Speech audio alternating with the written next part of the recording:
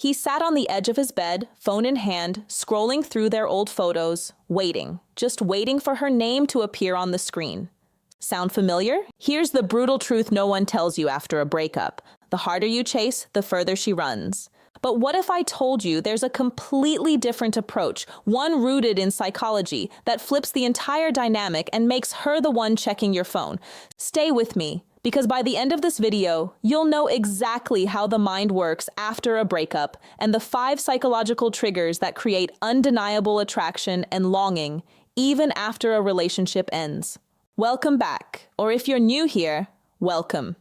This channel is dedicated to one thing, helping you understand the psychology behind human behavior, relationships, and the invisible forces that shape the way we feel about each other.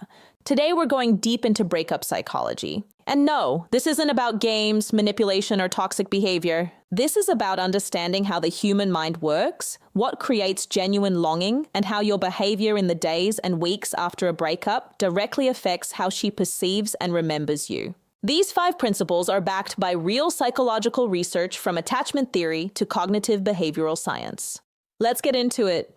Trick 1, the Zeigarnik effect. Leave the story unfinished. In 1927, a Soviet psychologist named Bloomer Zeigarnik discovered something remarkable. She noticed that waiters in a cafe could remember every detail of unpaid orders. But the moment a bill was settled, the memory vanished almost instantly. Why? Because the human brain obsesses over incomplete things. It's the reason you can't stop thinking about a movie you didn't finish. It's the reason a song stuck on repeat drives you crazy. And it's the reason when handled correctly, she keeps thinking about you. Most men make the critical mistake of giving everything away after a breakup. Long emotional texts, long phone calls, the closure conversation that goes on for hours.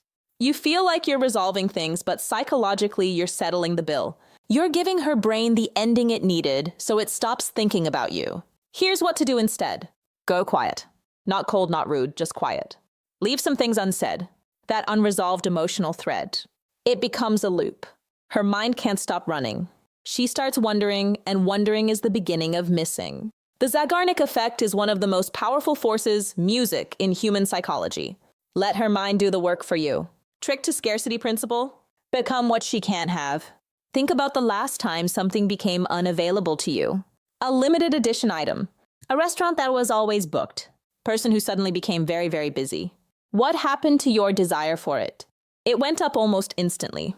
This is the scarcity principle documented extensively by Dr. Robert Cialdini in his landmark book on influence. When something becomes rare or harder to access, the human brain automatically assigns it higher value.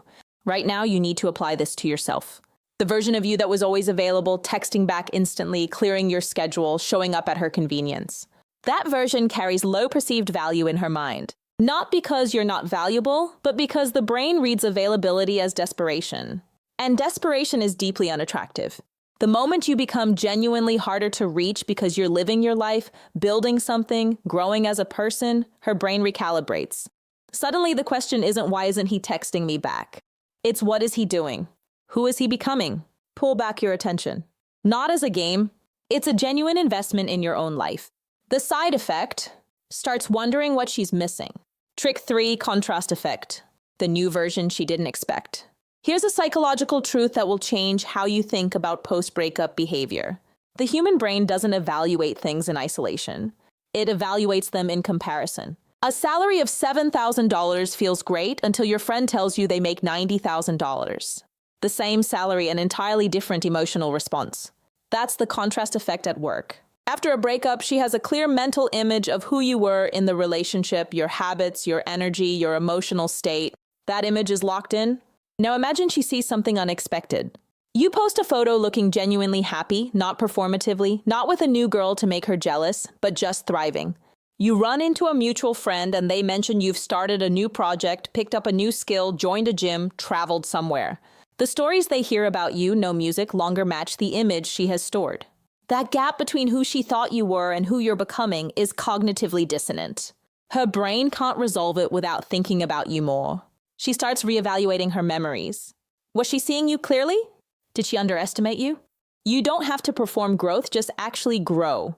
The contrast takes care of itself. Trick for intermittent reinforcement. The loop she can't break. This one is the most powerful and the most important to understand ethically. Psychologist B.F. Skinner discovered something wild during his behavioral research. When rewards were given unpredictably, sometimes yes, sometimes no. On no clear schedule, the subjects became more fixated on getting the reward than when it came every single time. This is called intermittent reinforcement. It's the psychological engine behind slot machines, behind certain addictive apps.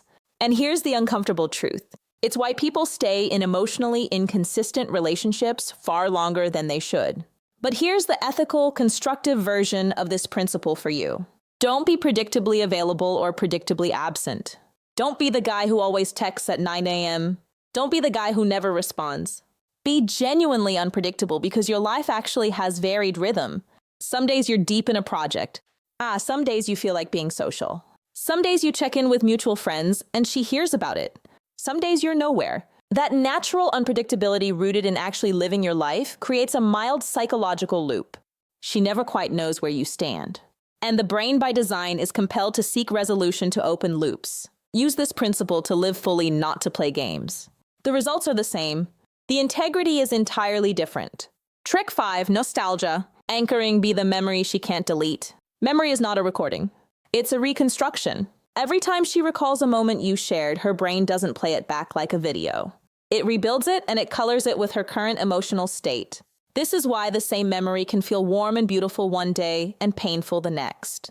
The memory didn't change, state did. Nostalgia anchoring is about giving her brain the raw material to build beautiful reconstructions. Think back to your relationship. Were there specific songs, places, smells, phrases that only existed between you two? Those are called anchors, sensory triggers that are hardwired to specific emotional memories.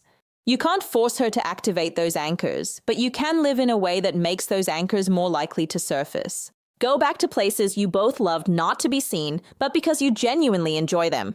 Keep listening to music you both cared about. Stay connected peripherally, not obsessively, to things that were part of your shared world. The moment she hears that song, passes that cafe, or sees something that reminds her of an inside joke. And the memory that surfaces is a good one. That's nostalgia working in your favor. You don't manufacture this. You cultivate the soil and let the memory bloom on its own. Here's what all 5 of these principles have in common. None of them require you to chase. None of them require you to beg. None of them require you to lose yourself. The Zeigarnik effect, the scarcity principle, the contrast effect, intermittent reinforcement, and nostalgia anchoring. They all point to the same truth. The most attractive version of yourself is the one that is genuinely living, genuinely growing, and genuinely okay. The beautiful irony of psychology is this. The moment you stop needing her to miss you is often the exact moment she starts to. If this video helped you understand yourself or your situation a little better, hit that like button. It genuinely helps this channel reach more people who need it.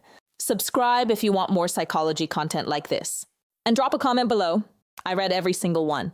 Take care of yourself. I'll see you in the next one.